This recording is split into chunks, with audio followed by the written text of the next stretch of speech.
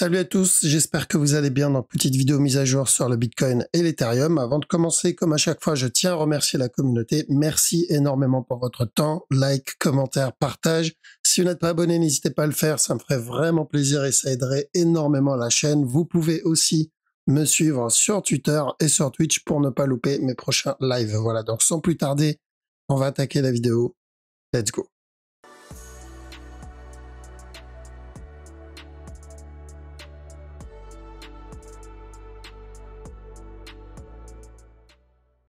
Ok, donc le Bitcoin. Bitcoin, très simple, on cherchait le retournement donc pour le running flat. Donc ça, c'est notre A, ça, c'est notre B. Quand on était en bas, on a dit quoi? On a dit on cherche le up pour le C du running flat. Et ensuite, dans cette zone, j'ai dit on fait attention. Pourquoi? Parce que le prochain objectif, c'est le drop pour venir terminer ce running flat. Donc tant qu'on n'a pas cassé ce top, c'est toujours la même histoire, un peu comme on a fait dans cette zone. Après, on m'a posé la question, on m'a dit s'il vient péter le top, parce que ça invalide la direction. Alors, ça n'invalide pas la direction, mais ça invalide le running. On sera plus sur un running, mais potentiellement un expanding. Là, tant qu'on n'a pas cassé le top, j'ai qu'un seul scénario. D'accord? C'est le running flat et ensuite un drop. Le problème, c'est que s'il vient péter le top, on se retrouve avec deux scénarios. Un expanding, et dans ce cas-là, c'est de la vente. C'est pour ça que la direction ne changera pas. Et le deuxième scénario, ça sera potentiellement une nouvelle structure, d'accord? Donc un plus gros B avant la continuation. Donc un peu comme ça, donc un plus gros B avant la continuation. Mais si c'est le cas, on le verra venir avec une correction. Et on aura largement le temps de le voir venir. Donc voilà pourquoi je préfère qu'il ne casse pas le top et qu'on reste sur un running. Parce que tant qu'on est sur un running, on n'a qu'une seule direction et on n'a qu'un seul scénario. C'est plus safe. Et donc on surveille, on va surveiller. On n'est plus très loin. Donc la direction reste la même pour le moment parce qu'on n'a toujours pas pété ce top. Il peut continuer et revenir péter le top ici en interne, hein, donc c'est pas trop un problème. Mais quand je dis le top, je parle de celui-là. Mais la direction restera la même.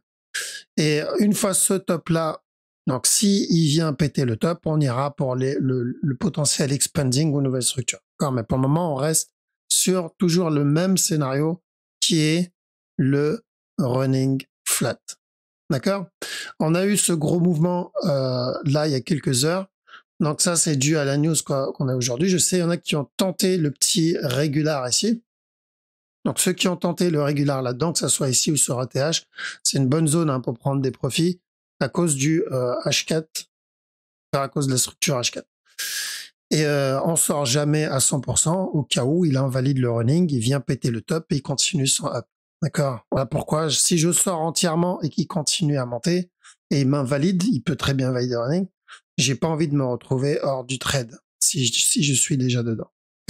Mais je prends quand même des profits. Pourquoi? Parce que s'il valide le running, j'ai pas envie de pleurer et me dire zut, j'étais dans le trade et j'ai pas pris de profit. Je finis en négatif, voire en break-even, alors que j'aurais pu gagner un billet là-dedans. D'accord? Donc, toujours sécuriser, toujours avoir une sécurité, peu importe le scénario qu'on va obtenir. Donc là, on a eu une petite news aujourd'hui, je crois que c'était, ouais, c'est ça, c'est le CPI. Donc, on l'a eu à 14h30, là il est 17h. Et juste pour ceux qui ne connaissent pas, donc le CPI, c'est l'indice des prix à la consommation. Pour faire simple, ça indique l'évolution des prix des biens et services. D'accord? Donc pour beaucoup, c'est considéré comme un indicateur de l'inflation. Ce qui veut dire que ceux qui croient au Bitcoin, ils achètent du Bitcoin parce que pour eux, c'est un refuge contre l'inflation et ça peut impacter la structure. Donc ça peut impacter le structure en interne. D'accord? D'où le petit up. Demain, on aura aussi une news. D'accord? Demain, à 20h, il y aura une news. Donc, il y aura le FOMC où là, on va voir pour les taux d'intérêt. Ça peut aussi impacter grandement la structure. D'accord? Ou pas. Je pense que ça va impacter la structure. Et j'espère que cette news va valider le running flat. Ça serait parfait. Ça serait nickel. Si la news vient valider le running flat. D'accord. De toute façon, c'est simple. S'il y a un impact sur la structure, ça serait ou pour valider le running ou pour l'invalider définitivement. D'accord. Maintenant, croisons les doigts pour que la news valide le running. Et donc, c'est demain à 20h. Alors, je ne pense pas que je vais faire de live demain parce que ça sera comme par hasard pendant les 3 tombent. Hein. Mon live à 20h, normalement, je suis en live. Il y a une news, une grosse news, donc gros mouvement sur la structure, et en même temps, il y a un gros match de foot demain. D'accord, je regarde pas le foot, mais j'ai pas envie d'être en live tout seul. Ça serait triste. Du coup, je ferai peut-être une vidéo, d'accord, mais je pense pas que je vais être en live. On va pas être beaucoup demain. Donc, running flat ici. Croisons les doigts pour que la news de demain valide tout ça. Donc, ça ne change pas. Pour ETH, bah, ça va être la même chose pour Ethereum, sauf que lui, il n'a pas cassé le top et j'ai dit j'aimerais bien qu'il vienne péter le top. Donc, ceux qui ont pris le petit flat là-dedans, qui ont tenté ce flat, on fait attention. Donc, l'objectif, c'est revenir péter le top, mais prendre des profits ici, c'est bien. D'accord? Parce qu'il n'a pas cassé le top. Ouais, j'ai l'impression qu'il a tag le top. Ou il a cassé le top. Ah, je sais pas, du coup. Non, il n'a pas cassé le top. D'accord? Donc, j'aimerais bien qu'il vienne péter le top. Une fois le top cassé, on cherche ensuite le fameux regular flat. D'accord?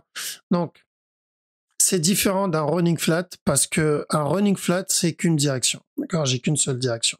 Un regular flat, c'est différent parce que ça peut être justement le retournement, donc la continuation du drop qu'il a donné, mais ça peut être aussi le départ d'une nouvelle tendance. Ça, c'est le risque d'un regular flat. Mais quand c'est le départ d'une nouvelle tendance, n'inquiétez pas, on le voit à l'avance. Mais pour le moment, donc ceux qui ont pris le up ici, parce que j'imagine enfin, pour moi, un bon petit setup en 15 minutes, parce que je trade pas en dessous, ça va être celui-là. Et sur le Bitcoin, ça va être celui-là qui était meilleur, qui est beaucoup plus propre. Ça, c'était un bon point d'entrée. Alors donc, ça fait un beau petit move, un beau petit risk-reward dessus.